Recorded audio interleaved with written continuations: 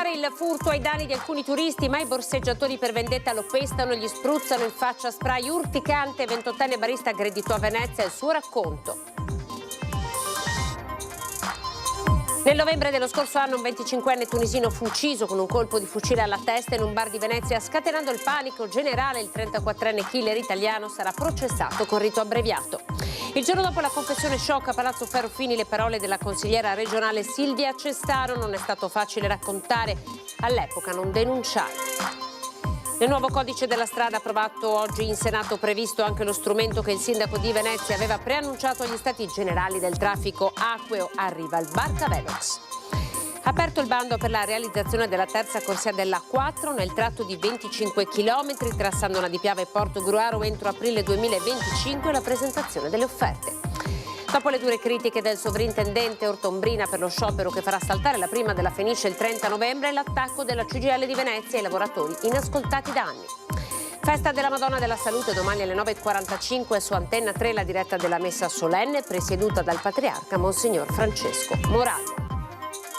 Buonasera, il telegiornale di Venezia. Partiamo con un episodio di violenza e di aggressione avvenuto proprio in centro storico a Venezia. C'è il video dell'aggressione e le dichiarazioni della vittima. Oggi stavo venendo a lavoro e, come potete notare, non sto bene perché ho sventato un borseggio e mi hanno aggredito i borseggiatori. Ore 11, una banda di borseggiatori composta da 3 donne e un uomo stava cercando di derubare dei turisti in Calle dei Fabbri, a 2 passi da Piazza San Marco.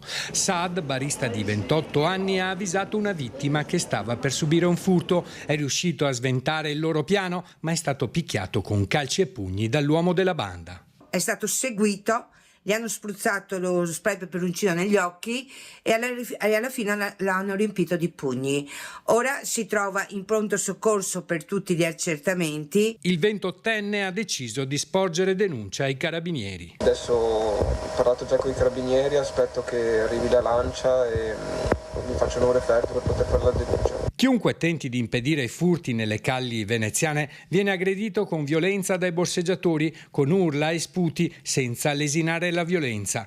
La situazione è divenuta insostenibile, denuncia il Comitato Cittadini Non Distratti rappresentato da Monica Poli. Continuano ad essere sempre più aggressivi nei confronti nostri, nei confronti di cittadini che avvisano quando vedono e nei confronti anche dei turisti che si accorgono. Di episodi così ce ne sono decine e decine. Siamo stufi, la gente è stufa. La banda che ha colpito in Calle dei Fabbri è composta dagli stessi malfattori visti un mese fa a San Tomà. Avevano aggredito un veneziano per aver impedito un loro furto. I cittadini, esausti, chiedono che i responsabili vengano arrestati e puniti con pene certe. Ci deve essere un cambio di legge. Ci deve essere qualcuno anche che indaghi su queste organizzazioni criminali. Non è possibile che questi siano liberi di fare tutto quello che vogliono. Nel novembre dello scorso anno un 25enne tunisino fu ucciso con un colpo di fucile alla testa. Siamo ancora a Venezia. Aveva scatenato il panico generale. Il 34enne killer italiano sarà processato con rito abbreviato. Il prossimo 27 novembre si terrà il processo con rito abbreviato per Raffaele Marconi, 34 anni, accusato di aver ucciso Khalil Malat, 25 anni, di nazionalità tunisina, con un colpo alla testa partito da un fucile in un bar di Salisada a San Geremia, tra il Ponte delle Guglie e la stazione ferroviaria, nel novembre del 2023. Questo rito permetterà a Marconi di evitare l'ergastolo, ottenendo uno sconto di 1/3 della pena. La giudice per l'udienza preliminare, Benedetta Vitolo, ha accolto la richiesta del difensore di Marconi, l'avvocato Renato Alberini. Si sospetta che il delitto sia legato a un regolamento di conti, forse per motivi di droga, accantonando la pista passionale. La vittima, presente in modo irregolare sul territorio italiano, era diventato padre da appena 3 giorni. Era stato colpito in testa da un proiettile sparato da un fucile a canne mozze calibro 12 nel bar Halal Food gestito da un commerciante bengalese. L'ho fatto per lanciare un messaggio alle donne che subiscono violenze ed hanno paura a dirlo. È la consigliera regionale Silvia Cestaro che ieri durante una seduta in consiglio ha raccontato tra le lacrime la violenza subita. Non è stato facile, ma era l'occasione per riuscire a scuotere un pochino anche le coscienze, per riuscire a dare forza alle donne che magari in questo momento sono indecise, sono dubbiose se parlare, sono spaventate soprattutto, e anche nel riuscire a far capire che forse tanti luoghi comuni non sono proprio corretti, no? Sfatare tutti quegli stereotipi che molto spesso ci circondano. Questo ha spinto la consigliera 52enne, ex sindaco di Selva di Cadore, Silvia Cestaro, a raccontare davanti al Consiglio regionale nel giorno dell'istituzione dell'Osservatorio contro la violenza sulle donne la sua personale scioccante esperienza vissuta a 15 anni. È difficile dirlo, ma io questa cosa l'ho vissuta di persona quando ero una ragazza. Scusate, quindi so cosa vuol dire la violenza. Lo so perché ti arriva inaspettata, ti arriva da chi non ti aspetti, da chi ti sta vicino. E ti arriva dalle persone che dovrebbero difenderti. Una confessione che ammutolisce l'aula e con uno scopo ben preciso, frutto di un'attenta riflessione. Quasi un atto dovuto, dice Cestaro, per chi ha paura o ancor peggio si sente in colpa nel subire violenza e non ha coraggio di denunciare proprio come accadde a lei. Erano altri tempi, io avevo 15 anni, insomma era un periodo completamente diverso, era un periodo in cui tante cose erano considerate lecite, lo stesso reato di violenza sessuale non era come è gestito adesso e come con gli stessi tipi di condanna che abbiamo ora, ma anche il fatto di dover affrontare poi tutta quanta un mondo mediatico che non è sensibile come quello di adesso, cioè, non dimentichiamoci che la donna comunque veniva sempre colpevolizzata, non veniva quasi mai creduta. Le stesse forze dell'ordine hanno fatto un'evoluzione importantissima in questi anni proprio nell'approccio. Bisogna far cadere tutti quegli stereotipi che ci fanno pensare che l'orco sia lo sconosciuto, la persona non meglio identificata. Molto spesso invece è proprio chi ci sta vicino. C'è ancora strada da fare però, evidenzia Cestaro nel commentare la dichiarazione del collega Valdegamberi durante l'istituzione dell'osservatorio, definito roba che puzza di ideologia, mentre le colleghe abbandonavano l'aula. Dispiace che si banalizzi tutto, che si faccia tutto quanto al minimo comune denominatore. La violenza contro le donne c'è, va detto, va urlato a piena voce, per cui queste cose vanno dette, piaccia o non piaccia. Allora entriamo nel cuore di questo osservatorio, vediamo in che cosa consiste. È un anno che lavoriamo a questa proposta che è nata proprio, se vogliamo, anche sulla spinta emotiva del femminicidio di Giulia Cecchettin. Il Consiglio regionale Veneto ha approvato all'unanimità la legge Camani per l'istituzione dell'Osservatorio regionale contro la violenza sulle donne. È una bella pagina secondo me del Consiglio, perché di fronte a un tema così delicato, dove c'è una grande sensibilità, abbiamo dimostrato che la politica in questi casi si toglie la giacca del partito e pensa a quello che è il bene comune. L'Osservatorio sarà composto da 5 persone di comprovata esperienza nell'ambito delle politiche di genere e di contrasto alla violenza contro le donne. Sarà nominato dal Consiglio regionale e avrà il compito di studiare e analizzare appunto il fenomeno della violenza contro le donne, di rafforzare la rete di protezione, di costruire dei dossier, degli approfondimenti e degli studi che ci aiutino a comprendere cosa accade. Abbiamo anche previsto l'istituzione di una presidenza onoraria di questo osservatorio e sempre all'unanimità abbiamo pensato a Gino Cecchettin. Nuovo codice della strada in legge, allora Venezia adotterà il Barca Velox per sanzionare la velocità dei motoscafi e barchini migliorando sicurezza e viabilità. Venezia adotterà il Barca Velox, uno strumento omologato per sanzionare gli eccessi di velocità di motoscafi e barchini in Canal Grande e nei rii interni. Questo dispositivo, fortemente richiesto dal Comune di Venezia, è stato inserito nel nuovo codice della strada approvato oggi in Senato. Il sindaco Luigi Brugnaro ha annunciato l'avvio delle interlocuzioni con il Ministero delle Infrastrutture e dei Trasporti per l'entrata in vigore del sistema. Avevo annunciato l'anno scorso alle Stati Generali, abbiamo poi presentato emendamenti insieme al governo, adesso ci attendiamo di aprire le interlocuzioni con il Ministero dei Trasporti per costruire l'autorizzazione vera e propria e poi inizieremo un confronto anche con le categorie eccetera per iniziare un periodo transitorio di messa in funzione di questo sistema in maniera che la gente capisca che si dovrà andare più piano in laguna, soprattutto in certi canali, e discuteremo anche di limiti di velocità. Il Barcavelox è considerato fondamentale per la riduzione della velocità e il contrasto al moto ondoso, migliorando la sicurezza e la vivibilità della città. La terza corsia in A4 nel tratto tra Porto Gruaro e San Stino di Livenza. Ci siamo, approvato il bando da 870 milioni di euro per la sua realizzazione.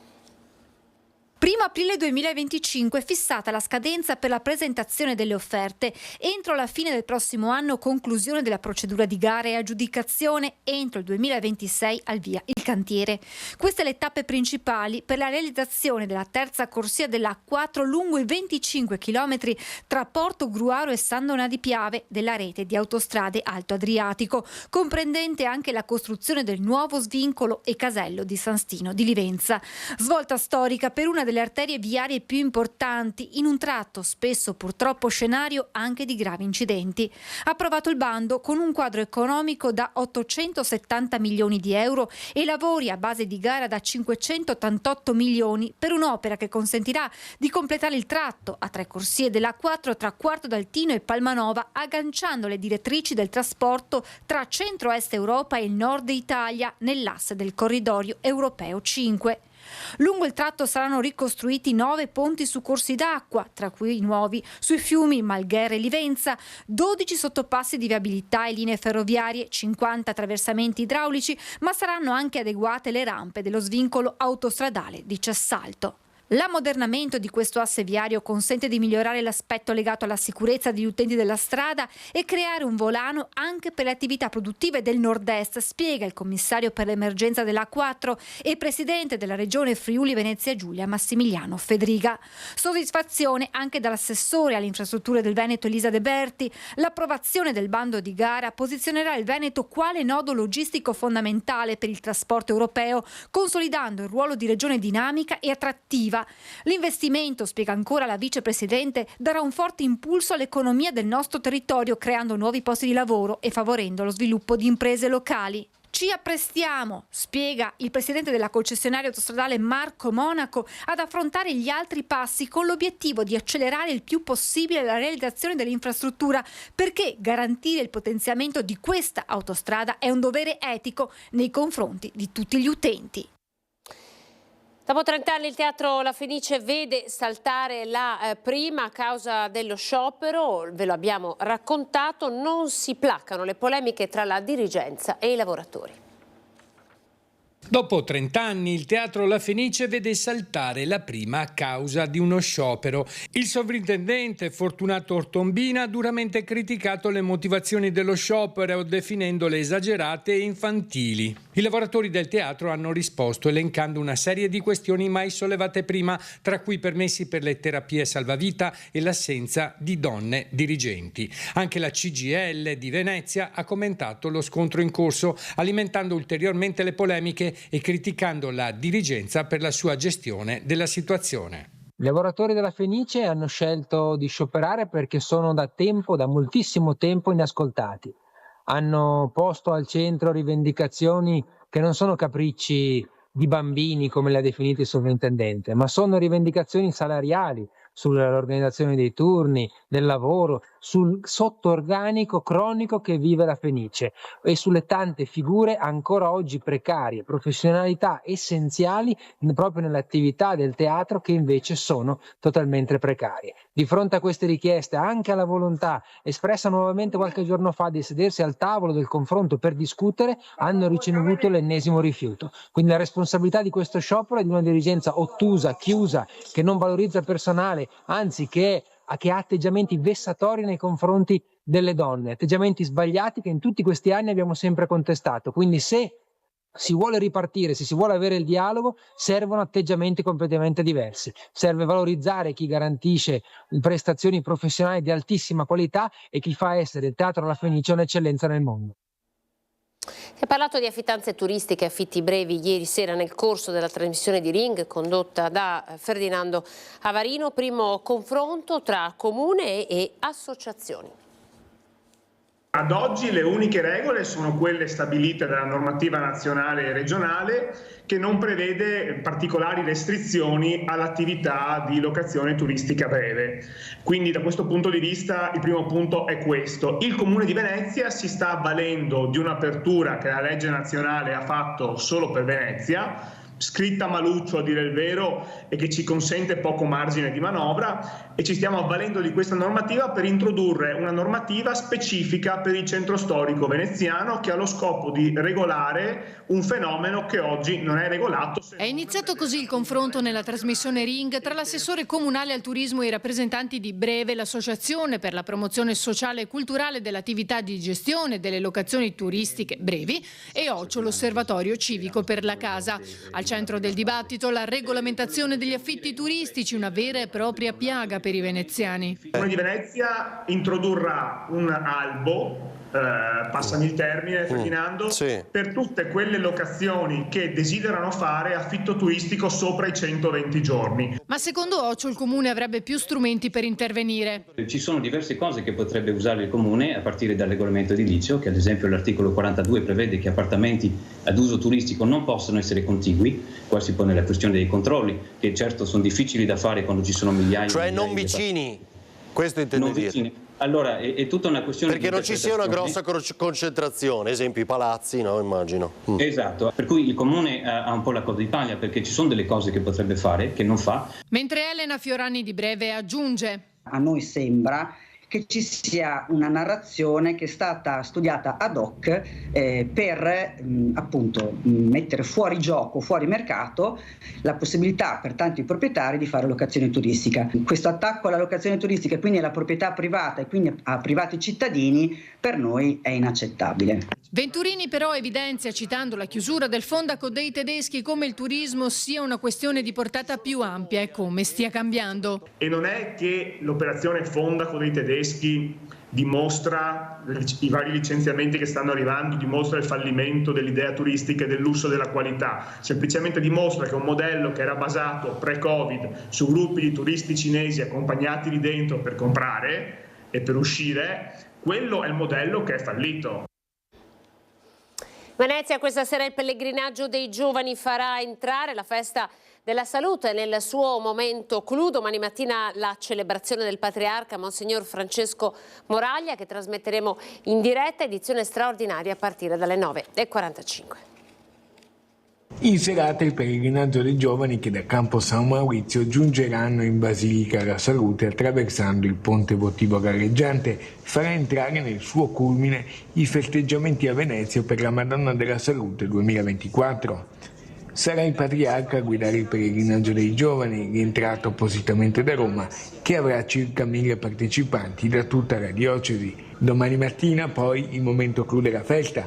Le porte della Basilica si apriranno dalle ore 5:45 fino alle 22:30 e alle 10 la messa solenne presieduta dal patriarca Francesco, che Antenna 3 trasmetterà in diretta a partire dalle ore 9:45. Anche quest'anno Papa Francesco ha concesso il dono dell'indulgenza plenaria fino al 24 novembre a coloro che si recheranno in Basilica a pregare. Un grande evento che è un evento di fede ma anche di condivisione, di gioia, e che è un momento che ci preparerà anche a vivere la grande festa del Giubileo il prossimo anno. I pellegrini quest'anno troveranno le facciate della Basilica riportate all'antico splendore. La festa della salute, oltre all'aspetto religioso e spirituale, per i veneziani è un appuntamento irrinunciabile anche con la tradizione: candela, palloncini e frittelle e caramelle per i bambini. Una festa che coinvolge tutto il territorio metropolitano, ad esempio da noi da Zelarino, dove vengono altre persone,